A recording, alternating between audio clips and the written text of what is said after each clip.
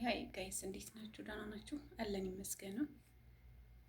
አንዳንዴ በህይወታችሁ ብዙ ውጣ ውረድ ልታሳልፉ ትችላላችሁ።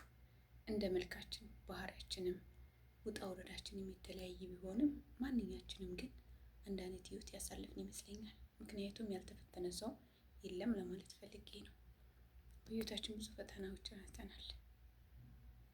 ከመካከላችሁ አንዷ እኔ ሊሆን እችላለሁ።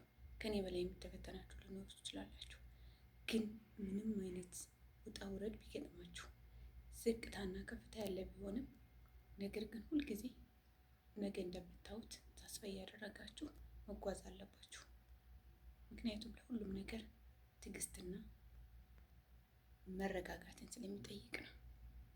በነገራችን ላይ እንደኔ ችኩል የለም፣ እንደኔ ደግሞ አትንኮይ ባይ የለም። ነገር ግን ስደት ያስተምራል። ብዙ ነገሮችን ትማራላችሁ ከስደት ዓለም። በእርግጥ አገሬ ላይ ነው ፈተናን የተማርኩት፣ ግን ስደት ላይ ያለው ደግሞ ብዙ ነገሮች አሉ። ቢሆንም ግን እናንተ ተስፋ እንዳትቆርጡ እህቶቼ። ሰብስክራይብ፣ ላይክ ደግሞ እንዳይረሳ። ታሪኬን አጫውታችኋለሁ። የኔን ታሪክ ማወቅ የፈለጋችሁ አንድ ቁጥርን፣ አለማወቅ የፈለጋችሁ ሁለት ቁጥርን ጻፉልኝ። ምክንያቱም ብዙ የምትማሩበት ህይወት ታሪክ ሊኖር ይችላል። ትማሩበታላችሁ ብዬ አስባለሁ።